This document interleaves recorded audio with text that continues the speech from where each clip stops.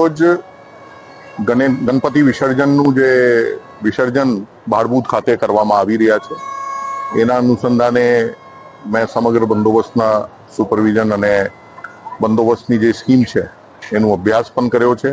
એ બનાવવામાં એસપી શ્રી દ્વારા ખૂબ સારી મહેનત કરવામાં આવી છે. મુખ્ય હેતુ એ છે કે જે ઉજવણી આજે કરવામાં આવી રહી છે અને ગણેશજીની મૂર્તિની જે વિસર્જનની પ્રક્રિયા ચાલી રહી છે એ ખૂબ શાંતિપૂર્ણ વાતાવરણમાં એકદમ હર્ષ और ઉલ્લાસ કે સાથ પૂર્ણ થાય એ દિશામાં પોલીસ દ્વારા બંદોબસ્ત ગોઠવવામાં આવ્યા છે.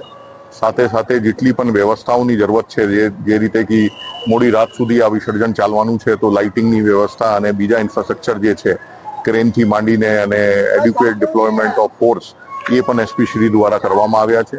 અમને સંપૂર્ણ આશા છે કે આ સમગ્ર પ્રક્રિયા જે છે ખૂબ શાંતિપૂર્ણ વાતાવરણમાં પૂર્ણ થશે.